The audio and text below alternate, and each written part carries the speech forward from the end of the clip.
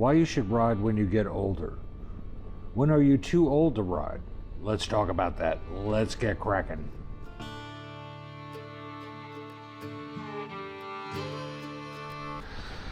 I should start this conversation off with my beliefs in you better use it or lose it. And that refers to staying busy, and it's good for your mind and for your body. And I'll give you an example. I had a friend of mine, his father was heavily involved in my life, very active and fit man. He retired at age 60. This family had a dog, and he would get up daily and take walks with the dog. In his retirement, he had a long list of honey-do list to work on, to projects around the house to keep him busy. Well, he knocked all those projects off and finished that. There was nothing left to do around the house, and as sad as it is, the dog passed away.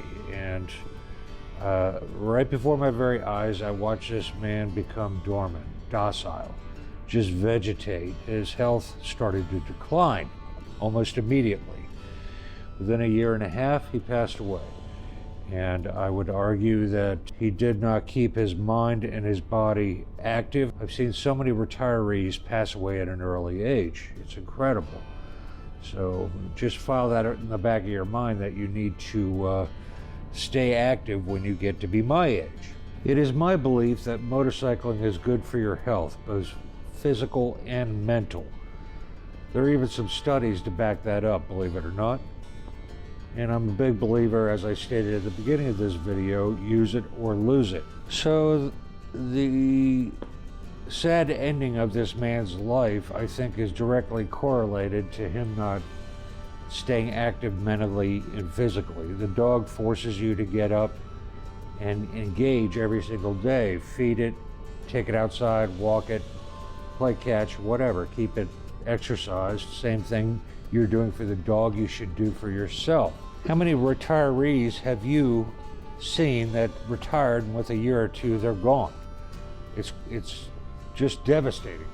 So a lot of retirees will get into cycling, golf, low impact sports, could be swimming, etc., going for walks, jogging. I believe motorcycling could play a valuable role in that very individual, on keeping them healthy and mentally active. I also believe it's a sport that if you enjoy it, you're going to return to it. And when the bug bites you, you're going to be returning back to it and begging for another nice day to go for a ride when it's raining outside. It's that addictive. So if motorcycling sticks around, I believe the benefits will be long-term. Like anything, you have to keep doing it. Now, when you drive a car, basically you're only using your hands and feet. When you ride a motorcycle, you're using your entire body. You become one with the machine, and you have to shift your weight around in the turns. You're using your arms, your legs to shift, brake, clutch. Arguably, the hardest part of motorcycling is paddling it around in the garage to get it out to go for a ride. Other than that, it's a very low impact exercise on your body, keeping you fit and healthy. When you approach a stoplight, you have to use your legs to keep the balance of the bike. It's a very gentle, low impact exercise you're doing, just sitting at a stoplight waiting for it to turn green. I think that plays a huge impact on helping individuals stay active. If the bike starts to lean a little too much, it takes pretty much your entire body to keep the bike upright. You have the strength of your legs, you have your torso, midsection that you're using to right the bike and keep it balanced, which I think is a tremendous low impact exercise. Now let's say you're loaded up with a pillion, you got your wife on the back or your child and you're taking them for a ride or luggage, then it is compounded even more. All those tweaks and adjustments of every muscle in your body, get some exercise and keep your blood flowing and keep you active and fit and toned. Now I talked about backing it out of the garage. Let's say you stop at an overlook and it's a gravel area. takes a great deal of muscle to navigate and paddle that bike around on the gravel and not spill the bike. Take it one step further. If your bike has a center stand, think about all the muscles you use to get that bike up on its center stand, or take it down off the center stand, whether you push it forward and hang onto the handlebars from the side, or you sit on it and rock it forward to get the bike off the center stand. Great workout. The laws of gravity are with the motorcycle. All it wants to do is fall over. So it's a constant teetering and adjustment of your entire body to keep the bike upright the entire time you're riding it. You have to be physically able to manage the motorcycle, and that leads into choosing the right bike for you. That's why people strongly recommend that you can flat foot the motorcycle while straddling it and sitting on it at all times, for the very reasons that I just mentioned, that you're using all these muscles to stay toned. So when you're thinking about the size of your bike, we're now just coming out of winter time, and people are dusting off their bikes, taking them off their battery tenders and getting ready to ride them. The very first time they back them out of their garage, a twinge crosses my mind that, my God, this bike's heavy. I don't remember it being this heavy last time I rode it.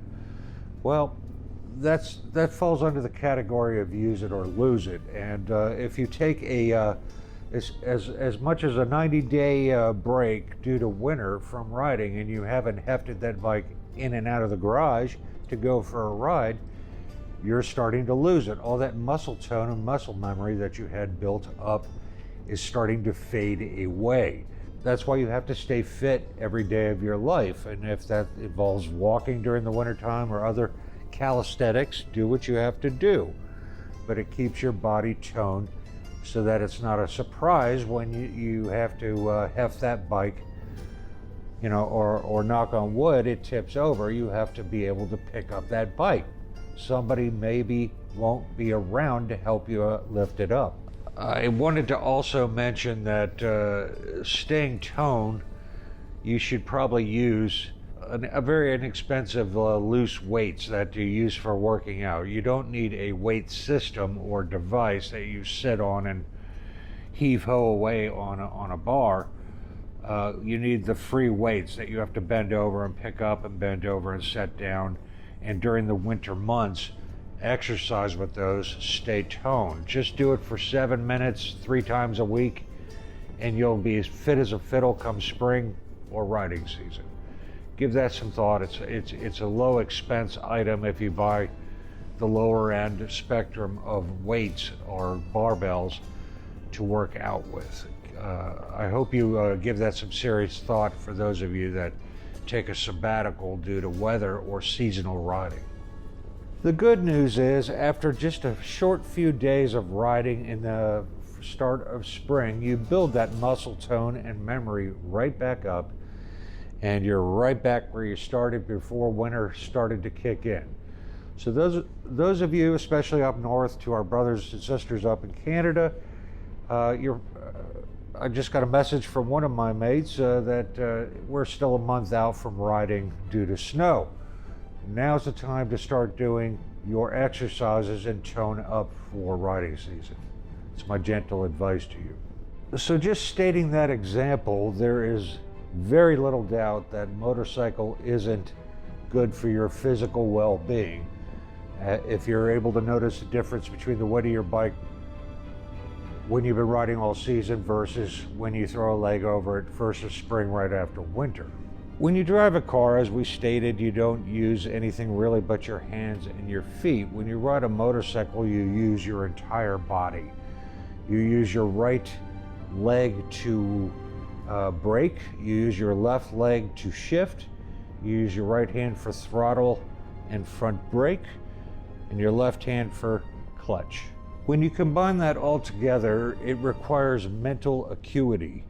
It requires a skill level to operate all 4 of your limbs to operate that motorcycle while you're moving around on the motorcycle, because your body is physically steering the bike as well. Part of the exercise routine of riding a motorcycle is exercising your brain, and you have to digest all the hazards on the road, potholes, debris in the road, cars turning in front of you, oil condensation from air conditioners, whatever on the road, all become hazards, and your head is on a swivel and you're processing all that information.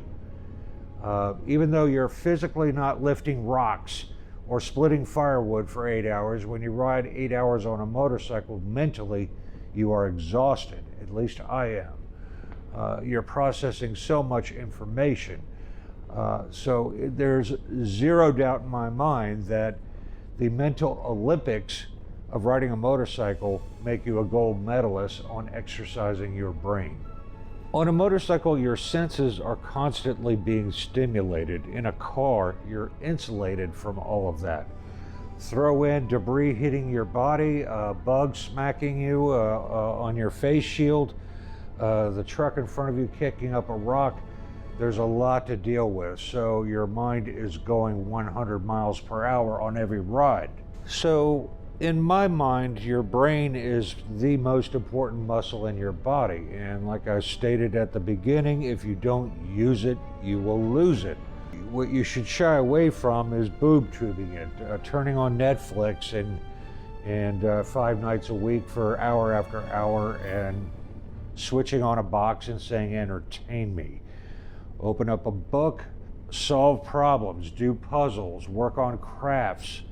I have several projects I'm working around here that are just for me, and they are fun projects that I enjoy working on, and they keep me mentally active when I can't ride. I also am a historian, and I enjoy researching the history of this very planet and all the wonderful people and things on this planet. Love it to bits. There are other benefits to riding a motorcycle. My father, who was a pilot, used to say riding a motorcycle was the closest thing to flying, especially if you're on a naked bike and you don't have a windshield or dashboard to look through. All you see is the road in front of you and the scenery, and it feels like you're gliding along the road and banking in the turns, etc. It is a euphoria that is very hard to describe to people that have never done it before. Riding a motorcycle just is like mainlining dopamine, and it tells your mind that you're having the best pleasure. That's the chemical attributes of riding a motorcycle. Now, maybe I'm the exception to this rule, but motorcycling, no matter what is going on in my life, we all have had very dark days in our life where things didn't quite turn out like we planned. Could be a loss of a loved one, a change in careers, your spouse, whatever. When you ride a motorcycle, it's like a giant magic eraser. My mind goes clear, and I'm able to focus on just the enjoyment of that moment for a brief time in life. I get a break from the load that I'm carrying in my life. It's absolutely incredible. There's an old joke you see from time to time. You never see a motorcycle in front of a psychiatrist's office. Well, there's a lot of truth to that. Now, I've met many people that wanted to get back into motorcycling and decided not to because of the expense to get your M endorsement or your motorcycle license. Some states offer it for free if you're a resident of the state. Here in Virginia, I have to pay to take an MSF class, and it's anywhere from $300 to $500. That's a lot of money by my standards. But I would argue that motorcycling pays you back over time. If you run all your errands and travel on your bike instead of your car, just think about the fuel you're saving and the maintenance. A lot of the maintenance you could do yourself on your bike. The maintenance certainly isn't as costly as it is for your car or truck. As for age, I spent a whopping 60 seconds Googling old riders, and 2 popped up almost immediately. One gentleman was 85 years old, picked up motorcycling again, and he rode his bike across the United States and back. And he did it on a mid-size bike. He chose a proper bike to fit him. that he could handle, and he is re-engaged and loving life at 85. Second gentleman is 101 years old. He's in the UK and he rides a scooter. Now granted, he's not riding across country, but at 101, he's out there on a twist and go and riding every day of his life. He's quite well known in the UK because everybody has seen him around on his bike for a long, long time. Arguably, I would say he's lived longer because his physical and mental attributes get toned every single day of his life. So the argument doesn't hold water with me that you're too old to ride or too old to get back into riding. That begs the question on things that I am too old to do. As I get older, at age 62, I don't climb very high up on the ladders anymore because if I spill off, it's not going to end well and I will be in the hospital. I don't bounce off the ground like I used to. I wind up giving other activities a post-back surgery. I don't chop and split wood, which to me was my pass to Gold's Gym, I guess, to get my workouts every year, and I miss that dearly because it kept me toned and active. So I have to find other avenues to fill that void and be low impact on my body as it's changing. It's quite common on my other videos I post where other folks comment that they're in their 60s, 70s, and 80s and what they're riding. The ZX4RR, there was a gentleman that commented that's much older than I am that just bought the bike and loves it. So these people are fully engaged in life, in my opinion, and they're going to live unless, cancer or something unforeseen gets a hold of them. They're going to have a healthy, long, balanced life because they stay mentally and physically active. Now, my parents were active riders, and my father, I lost him to dementia, Alzheimer's. He rode up until I had to take his keys away from him. We kept his bikes in his garage so he could entertain the thought that he might go for a ride and not upset him. But he was approaching 70 when that happened, and my stepmother, who rode with him for 40 years, she rode up into her late 70s before she developed a degenerative eye disease and started losing her vision. At that point, she had to go into assisted care living. But the point is they both rode into their golden years until their bodies gave up the ghost. And it wasn't their brain or their muscle tone, it was some degenerative disease that knocked them off the bike. Think about that for a second. The strongest argument most of us hear are the dangers of riding a motorcycle. You're going to die. We have all that ride a bike have heard that from a family friend or relative at some point in our lives. The world has changed from what it was 20, 30, 40 years ago. People insulate themselves from any activity that if it's dangerous, you probably shouldn't be doing it. It's pragmatic to living a happy life, in my opinion. The joys and mental clarity, the toning of my body and my brain far outweigh the possibility of danger of loss of life or getting hurt riding a motorcycle. Everybody is different and has a different measurement, but that's my internal measurement. For me, the pleasures of motorcycling far outweigh the dangers. The choice of your bike plays an important role. So many people chase the speed aspect of it. Even in Harley-Davidsons, they want the 131 blown motor that goes like stink and 100 plus horsepower. The truth is, you only need about 50 horsepower. My Sportster 1200 only has 58 horsepower, and that's enough to get you dead or a speeding ticket in all 50 states here in the United States. It's not really necessary to have 150 to 200 horsepower. And these people that buy the 𝕒𝕒𝕒𝕒𝕒 Ducati and they're elderly wanting to ride with the guys, at accelerated speeds, yeah, they normally don't have a very happy ending. Again, my gentle advice is choose a bike that's an appropriate power that is usable with extra to get out of harm's way. Make sure you conform and fit to the bike and that your hands reach the handlebars easily. Your feet reach the ground at a stoplight, flat-footed on both sides. There's ways to alter the suspension and the seat if it's a little too large. It has been a problem for my stepmother her entire riding career. At 5'0", every bike is too big for her. So we spent a lot of time and money and effort altering bikes to suit her riding. So put some thought into the type of bike that you buy and stay away from those people that are chasing speed.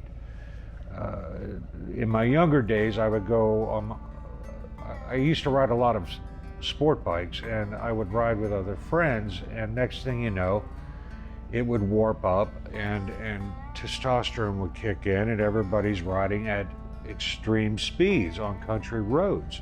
After a couple of rides of that, knock on wood, I didn't have any incident. My thoughts were, this is only going to end one way, with every single one of those riders wrecking and hurting themselves, if not killing themselves and totaling their bike. Stay away from that crowd. Ride solo or find like-minded people that ride at sane speeds and don't chase the speed. Ride your own ride. Anything more than that, you're unable to control the bike with that much power. Buying the smaller bikes has a lot of values and virtues that people don't really realize. It provides a lot more enjoyment because you're able to use the full power band of the bike almost to its maximum. Unlike the later size bikes and up, you can't even use half the power that bike produces. They're a lot more affordable, the insurance is less, and you really get to stretch the legs of the design and motor capabilities of that bike. So give that some thought on your next bike. So this video is getting too long already. In closing, I would like to say I have my doubts as I get older and how I'm wrestling with those demons myself. As we speak during this video, I'm planning a trip to the West Coast, most likely Colorado, with some friends. More on that later in another video, but I haven't ridden with a group that far, meaning 3,000 plus miles each way, in 20, 25 years. Life seemed to get in the way. I haven't left my wife that long, for over a month at a time, and I have a lot of insecurities about that. And the reality is, am I physically able to still do that ride? I'm going to find out. What I know is I can't do it if I sit on the sofa. So I'm going to hop on the bike and give it my best showing. And if it doesn't work out so well and the back starts barking or whatever, some other issue crops up, your body deteriorates as you get older. I have neuropathy in my legs. I have Raynaud's syndrome in my hands and feet that go numb on a regular basis. This isn't a woe is me story. I've had a long, glorious, victorious life of riding. I'm not complaining. I'm just trying to gauge whether or not I can still do long distance riding, and I don't want to be that person that slows the group down, and that's my area of concern.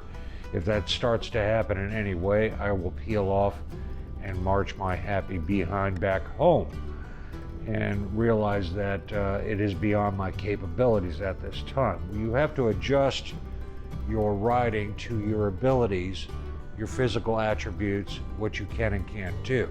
Some can be corrected with physical therapy and working out and things like that.